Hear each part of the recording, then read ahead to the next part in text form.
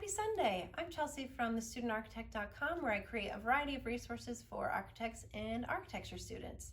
If you'd like to check out any of my online courses, tutorials, blog posts, or anything like that, you can check out the link right here. So today we're going to talk about cutting boards or cutting mats. It might sound pretty self-explanatory. It's a mat that you cut things on, but there's a little bit more to it than that. So there are all different types of sizes and types of cutting mats or cutting boards that you can use. I definitely recommend having a variety of sizes. So you can see I have a pretty small one here as well as a pretty large one right here.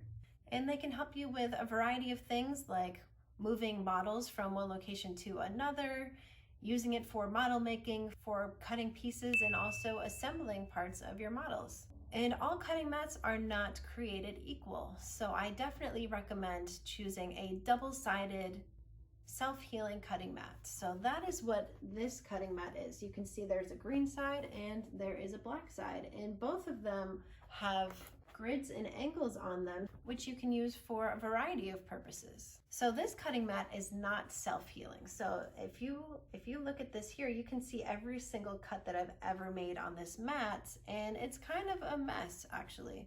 If you look at this cutting mat though, you might see a couple of glue marks and things like that, but you probably won't see very many cuts, and that's because it's self-healing.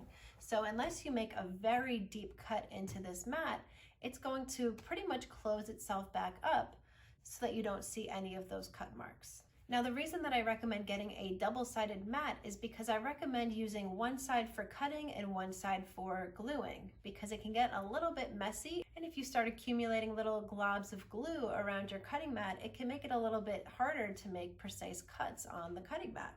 So pretty much for the green side, I only use to cut things, and then on the black side, I use to glue things and make my models. So the smaller cutting mat is definitely useful when you're working in small spaces, or again, transporting portions of your model from one desk or one area to another. And having a larger cutting mat is just useful for a lot of different purposes because you have a lot of surface area to work with. So I really hope that you found this video useful, and if you did, please hit that like button. And if you haven't subscribed yet, go ahead and subscribe.